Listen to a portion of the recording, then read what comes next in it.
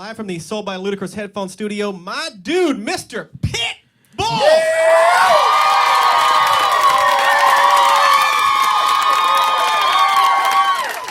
What do you say to someone to help them follow their dreams? Advice? Don't sleep, you know?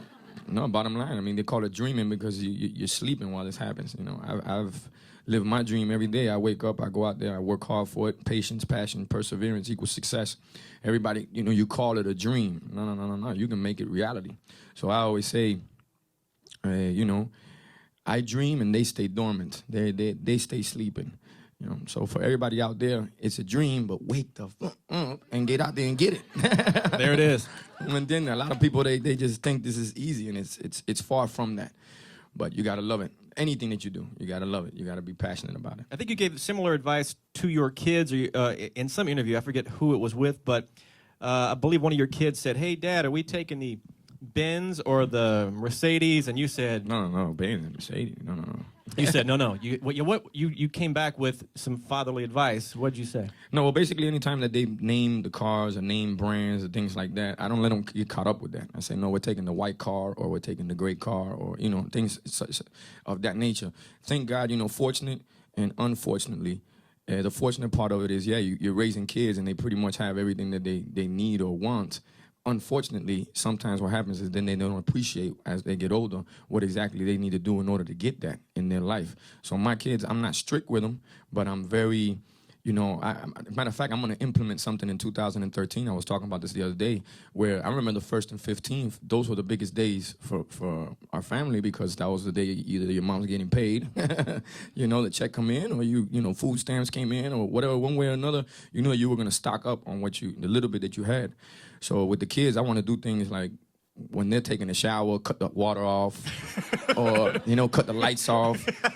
You know, for real, it happened to me. So I remember always appreciating things. You know, my mother would tell me, hey, we don't have it. It's because we didn't have it. And it wasn't like, come on, Mom, please. No.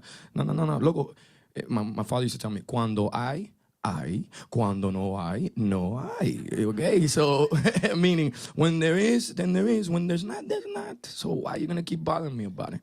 So with the kids, I try to do things so that they appreciate later on in life everything that they got and how hard their father has worked, because I want to have a Perez family, meaning like Bacardi has a family where generation in, generation out, you hand off the business, where they hand off the business, but then they can go back to their grandkids and their grandkids and say, hey, this started with our grandfather, which was, you know, Armando, and he started with music. Then he created these businesses, and this is why we're doing what we're doing.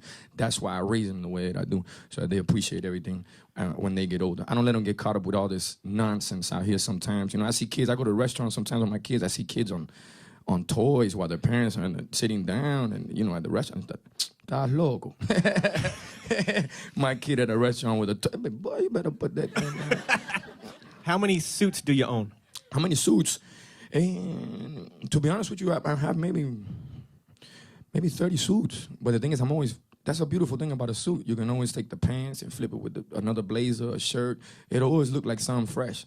So I really don't have 150, 200 suits in my closet like that. Got like 6? No, I'm not like Bruce Wayne and Batman. We walk in the closet and just a bunch of suits.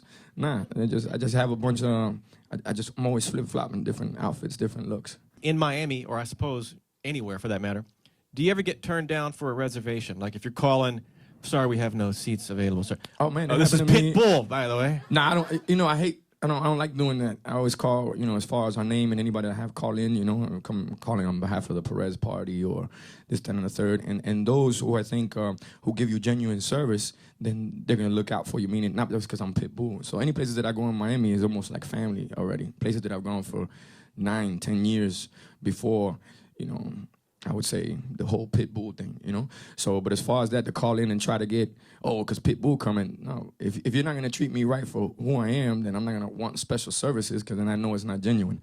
I like Which it. happened to me in a spot in Miami. I happened to walk up. The guy didn't know who I was, which is great.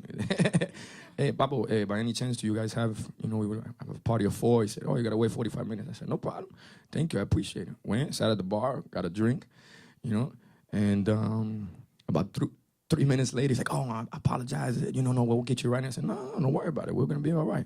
You know, I never had that problem again, but but it happens.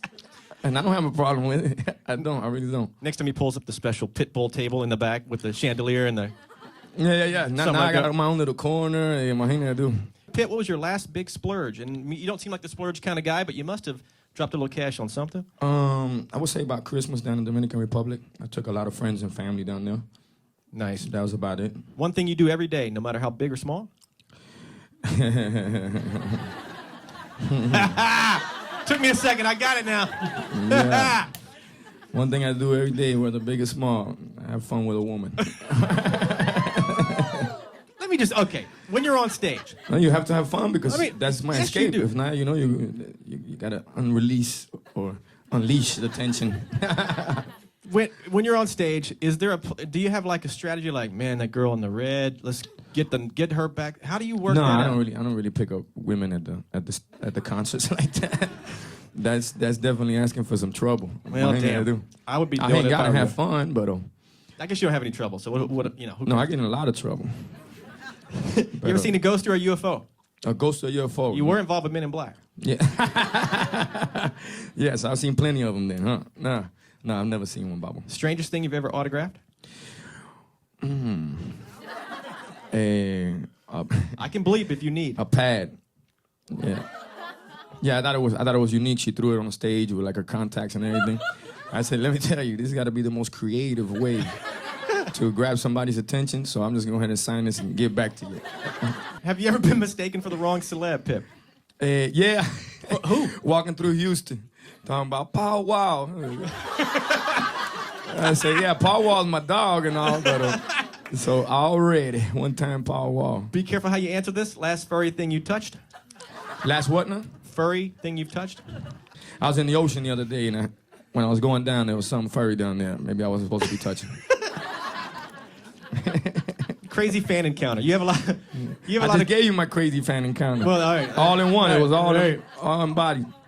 Have you ever made it rain? Nah. Nah, let me tell you what happens when making it rain.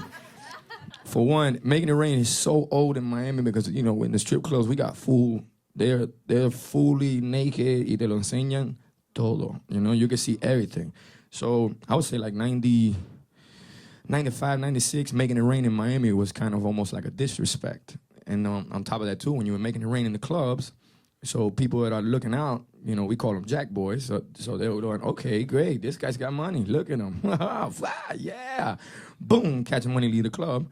Or if you're involved in extracurricular activities in the streets and you're in the club making it rain and there's guys watching you going, I wonder how he got that money. So it's a lot of attention brought onto you when you're in the club doing that. To me, that's what it's about. We call it alade. Alade is, you know, oh, look at me, I got money. Oh, yeah. But then the one that's usually doing that has no money.